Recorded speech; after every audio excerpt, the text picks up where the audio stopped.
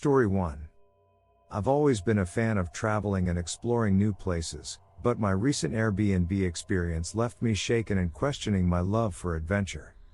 It was a weekend trip to the mountains, a serene escape from the hustle and bustle of city life, or so I thought. Little did I know that the cabin I had booked would turn out to be the setting for one of the creepiest true Airbnb horror stories. The cabin was nestled deep in the woods, a rustic retreat far removed from civilization. It was the perfect getaway, or so the Airbnb listing claimed. The photos showed a cozy, well-maintained cabin with a fireplace, a spacious deck overlooking a tranquil forest, and the promise of complete solitude. I arrived on a crisp Friday afternoon, eager to unwind and soak in the beauty of nature. The drive up the winding mountain road had been breathtaking, the forest on either side teeming with life. As I approached the cabin, a sense of excitement and anticipation washed over me. The cabin itself was charming, just as it appeared in the photos. The interior was cozy and inviting, with wooden beams and a crackling fireplace. The large windows offered sweeping views of the surrounding woods, and the solitude was absolute. The first night passed without incident.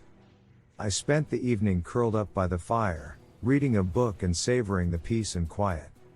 It was everything I had hoped for, a perfect escape from the noise and chaos of city life. But as I settled into bed that night, I couldn't shake the feeling that something was off. It started with a faint, rhythmic tapping sound that seemed to come from the walls. I dismissed it as the wind or the settling of the old cabin, but the tapping grew louder and more persistent. I tossed and turned in bed, unable to sleep, my heart racing with unease. The tapping seemed to move from one wall to another, as though something unseen was pacing the perimeter of the room. I turned on the bedside lamp, but the room was empty. I tried to convince myself that it was my imagination, that the isolation of the cabin had played tricks on my mind. But just as I was about to dismiss it as a mere product of fatigue, the tapping stopped abruptly, and an eerie silence settled over the cabin. I lay in bed, listening to the stillness of the night, my senses on high alert. That's when I heard it, a soft, disembodied whisper, so faint that I could barely make out the words.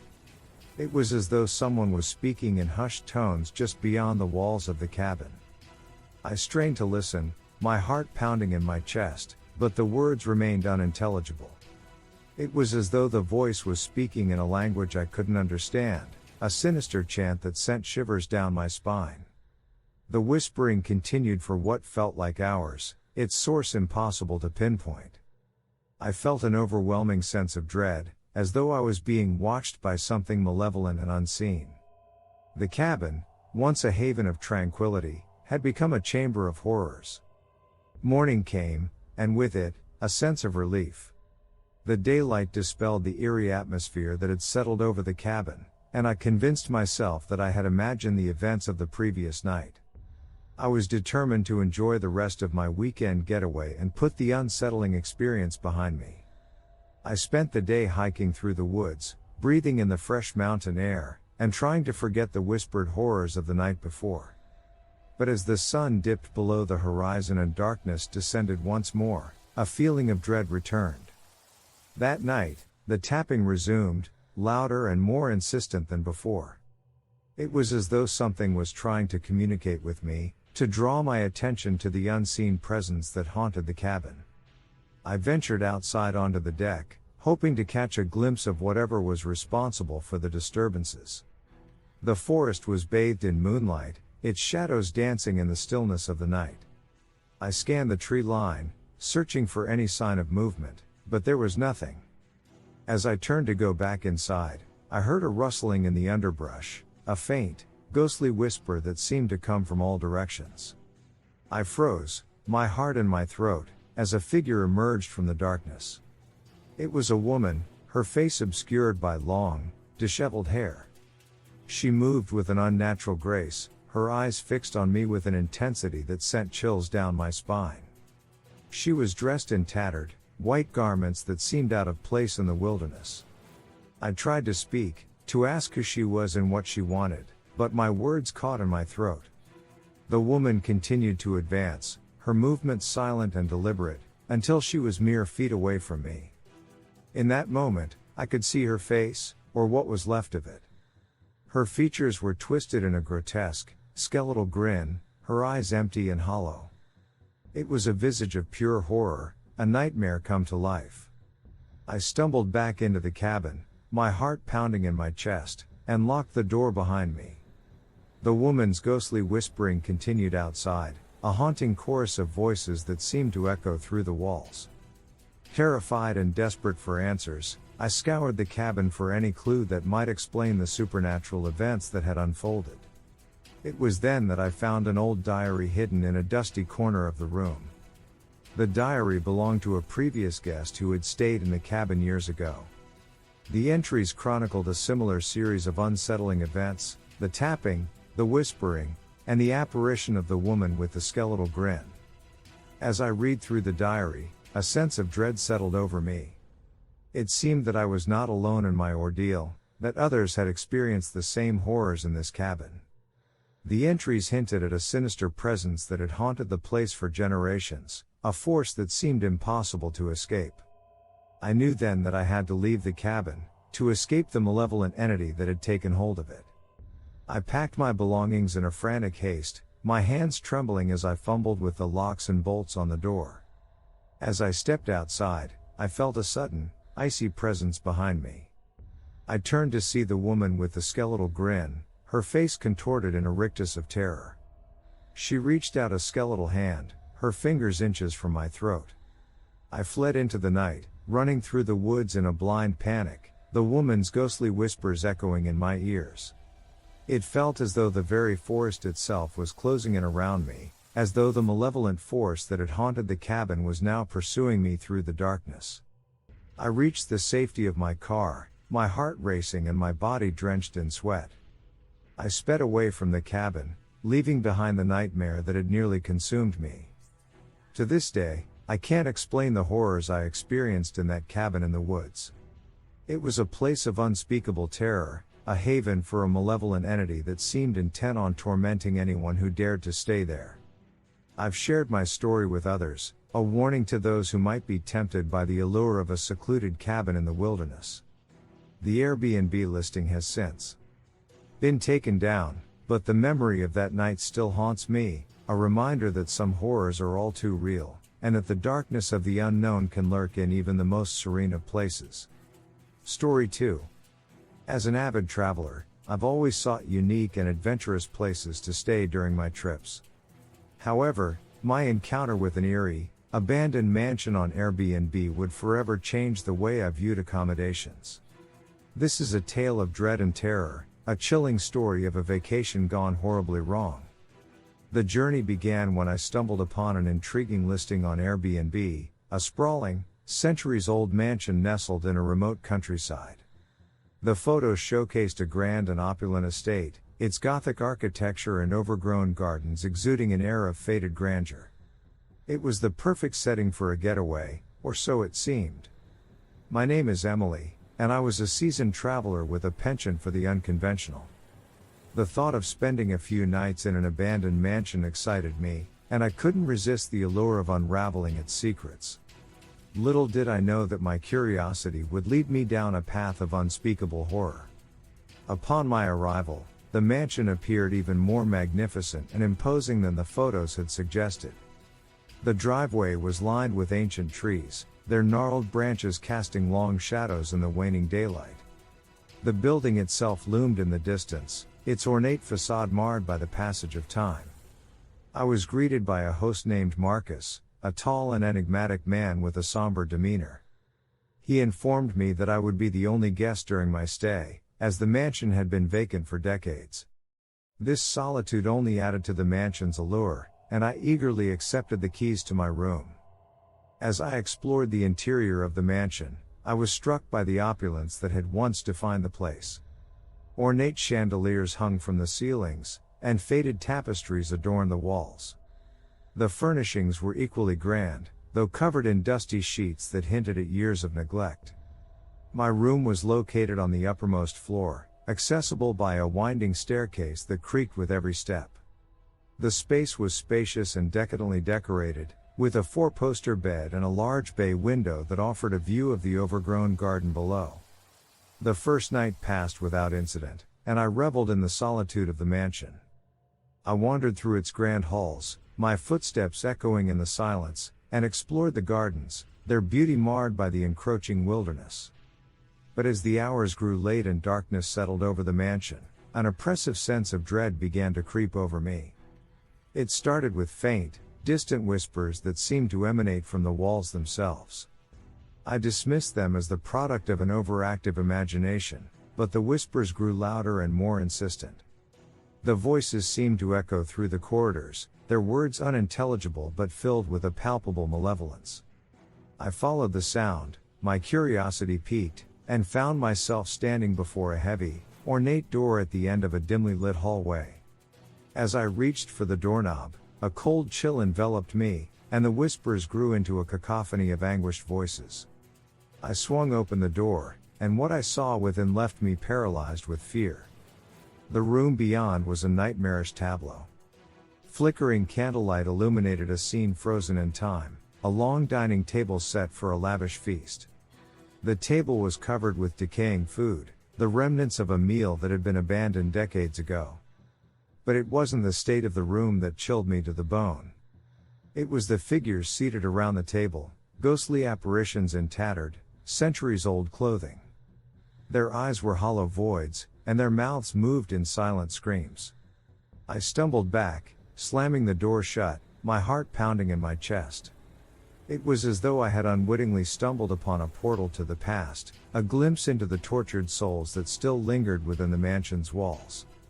I returned to my room, trembling with fear, and tried to convince myself that what I had seen was a mere hallucination. But the whispers continued, their voices growing louder and more insistent with each passing hour. I could feel their presence all around me, an unrelenting malevolence that threatened to consume me.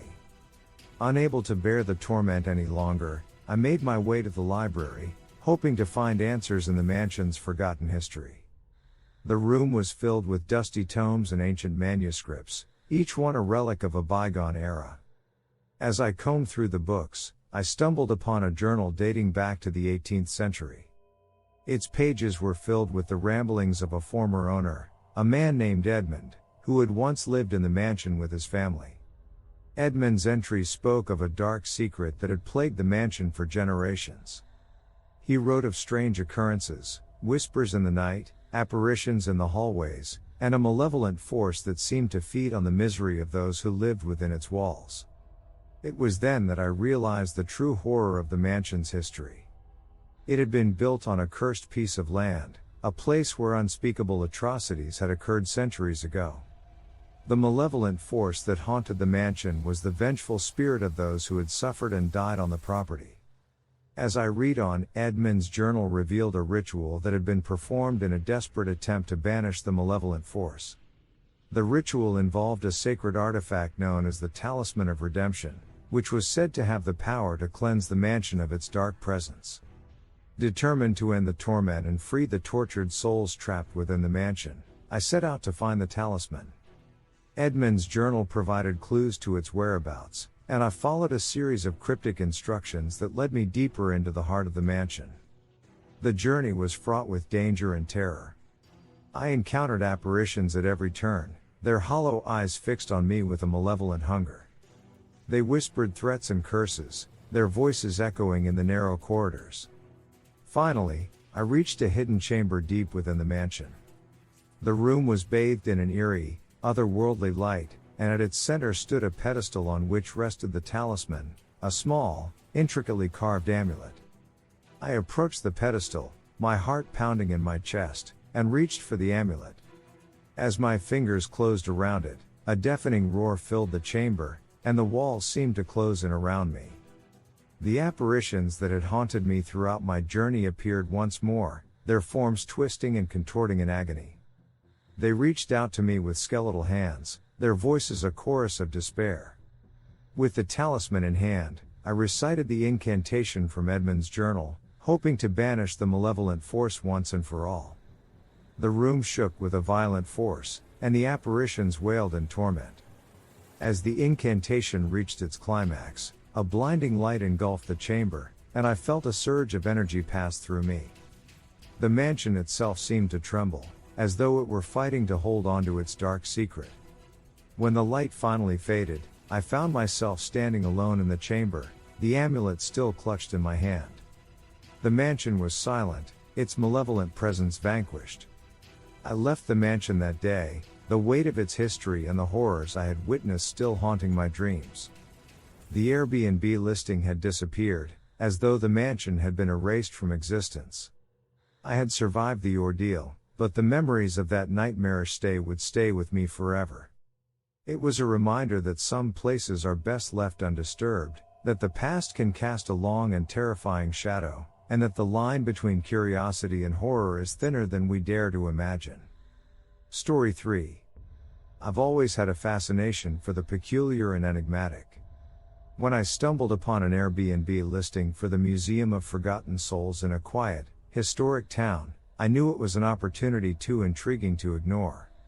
Little did I realize that my visit to this museum would lead me into a nightmarish world of the supernatural. I'm Lily, and the mysteries of the past have always held a particular allure for me.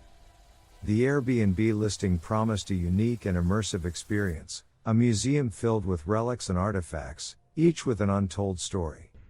It was an irresistible temptation. The museum was housed in an ancient building, its imposing facade exuding an aura of secrecy. Upon my arrival, the host, a woman named Eliza, greeted me with an intense gaze. She led me through dimly lit corridors and winding staircases, where the air was heavy with the scent of aged books and ancient relics. The museum was a labyrinth of history's forgotten treasures. Dusty volumes lined the shelves, and glass cases held curious artifacts. As I roamed the dimly lit rooms, I couldn't shake the feeling that the relics were watching me, their stories yearning to be heard. Eliza revealed that the museum's prized possession was a collection of rare, ancient masks from diverse cultures and eras. In a dimly lit room, these masks stood on wooden stands, their expressions frozen in eternal emotion. The masks were exquisite yet haunting, and Eliza spoke of them with reverence. She described the rituals and ceremonies in which they had been worn, as if believing these masks held a power beyond human comprehension. As night fell, Eliza offered to let me stay overnight, promising that the artifacts came to life after dark. She explained that some visitors had reported hearing whispers and strange sounds echoing through the corridors. Curiosity piqued, I accepted her offer. Eliza provided me with a small cot and a lantern before retiring to her quarters for the night. As I settled into my makeshift bed, the museum underwent a transformation. The shadows deepened, and the artifacts took on an otherworldly quality. The masks, in particular, seemed to come to life, their expressions shifting as though animated by an unseen force. I watched in awe and trepidation as the masks danced and contorted, their ancient stories unfolding before my eyes. It was surreal and unsettling, and I couldn't look away from the eerie performance. As the night progressed, faint whispers and murmurs filled the air, as if the very walls of the museum were speaking. Though the voices were indecipherable, their tone was filled with longing and sorrow. I followed these whispers through the labyrinthine corridors, my lantern casting eerie shadows. They led me to a hidden chamber, a place I hadn't yet explored. Inside the chamber, a collection of masks unlike any I had seen awaited me. Grotesque and nightmarish, their twisted features and contorted expressions exuded malevolence. A sense of dread washed over me as I approached them, and it felt as though they were demanding to be heard, to have their stories shared. Touching one of the masks, I was overwhelmed by intense emotions. It was as though I had become one with the mask, experiencing the horrors and tragedies of its past. Visions of ancient rituals, sacrificial ceremonies, and trapped souls flooded my mind. The masks were conduits for the pain and suffering of those who had worn them, and their stories weighed heavily upon me. Gasping for breath, I stumbled back from the masks. The night seemed endless, and the haunting melody played on in the distance, its notes fading as dawn broke. The forest beyond the museum was silent, and the ghostly figures had vanished. Shaken and bewildered, I struggled to comprehend the supernatural spectacle I had witnessed. In the days that followed, I remained in the treehouse but dared not venture out after sunset, in accordance with the guardian's rules. The haunting melody and ghostly figures remained enigmatic, leaving me with more questions than answers. One evening, I heard the haunting melody again. The figures returned, their ethereal lanterns casting an eerie glow. This time, I resisted their trance. Retrieving the key given to me by the guardian, I descended from the treehouse. The figures watched in dismay as I made my way through the forest, the haunting melody growing fainter with each step. Back in civilization, I pondered the museum's mysteries. The experience had forever changed me, a reminder that some enigmas are best left unsolved, and that the boundary between enchantment and horror is thinner than we imagine. I never saw the guardian again, and the treehouse on Airbnb had vanished. It was as though the enchanted retreat had disappeared, leaving me to reflect on the supernatural forces that had taken hold of it. To this day, I am haunted by the haunting melody and the ghostly figures that danced in the moonlight. It was an experience that defied explanation, a journey into the unknown that tested the limits of my curiosity and courage.